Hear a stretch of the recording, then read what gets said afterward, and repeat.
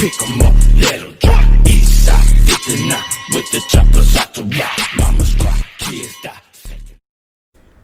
Alright, Jujutsu Kaisen episode 7 review. Let's get to it. Alright, first let's talk about episode 6 because I completely skipped that because I was just being lazy. Be 100% honest with y'all. So basically episode 6, just a bunch of training going on. Yuji's training with Gojo Sensei on how to control his curse. Training with Gojo Sensei, learn how to control his cursed energy. And then you have Megumin training with the second years, especially the Panda, training with the second years and getting stuff done. But also, it seems like Megumin is about to unlock some new power or technique to help him get stronger. But we're going to find out pretty soon, most likely. But let's get into this week's episode, which was absolutely heat. Alright, so Gojo Sensei versus one of the special grade demons, Jogo, the guy with the volcano for a head. Now, this dude was sending out some serious firepower. Alright, was blowing shit up left and right. Going crazy, and like Gojo Sensei was just casually just taking the hits. I honestly thought he took Gojo Sensei's head off with one of his techniques, and he literally blew his body away. But then during the middle of the fight, we learned about Gojo Sensei's technique called Infinity, and that technique is OP. Oh my god, that technique is ridiculous. It's basically just a force field around his body that slows things down as they get close to him and gives him time to either dodge it and get out the way or block it. It's a ridiculous technique. This dude pretty much touched his face and blew it up, and he was able to dodge it somehow. It's ridiculously crazy. Gojo Sensei is really OP. He starts beating the shit out of this Jogo dude. Start beating the shit out of this man, like just start pummeling him. And then he pulls out a technique called Red that just sends Jogo flying. And like, this man is ridiculously strong, man. I don't know how to explain it. But then next we see Gojo Sensei. He's about to fight. He's still fighting Jogo. And it's pretty much a one-sided fight. Gojo Sensei is not putting any effort in whatsoever. In the middle of the fight, Jogo mentioned something about a domain expansion, like a technique.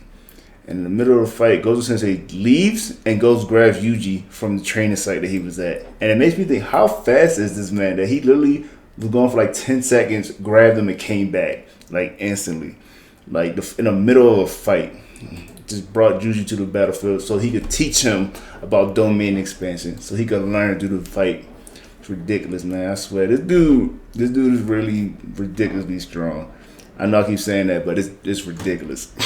Now, let's talk about domain expansion. It's like a new fighting technique that they're just introducing in the show. So basically, it's like taking people into your own dimension or whatever, have your own domain, basically.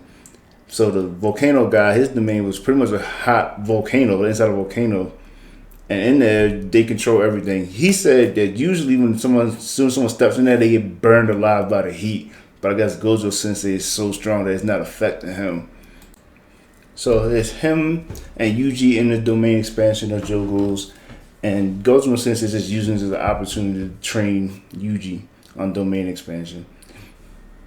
So Gojo Sensei explains that domain expansion is when you use cursed energy to construct a domain and imbue with cursed technique. So the last 2 episodes ago, when they were fighting the special grade demon in that building, that was an incomplete domain expansion. He said if it would have been a full, complete domain expansion, all of them would have been killed. I guess that's how powerful this technique is. He also explained that the domain gives you certain advantages, like environmental buffs or increase your stats or whatever. And also that the techniques in there are guaranteed to hit no matter what. Unless, there's only 2 ways to stop that. The first step is either use a cursed technique to stop it yourself, which seems probably easier than the second technique. The second technique is to escape the domain, and they said it's really difficult.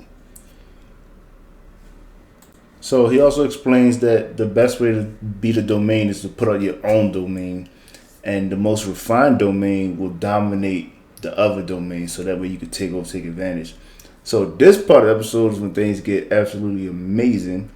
We get to see Gojo Sensei take off his face mask or whatever, his eye covering, and we finally get to see his eyes. And then he opens his domain called Infinite Void, which I can't even explain it. It's literally like you just sent into a space and time seems to like stop or slow down, or everything happens at the same time, but you just can't move.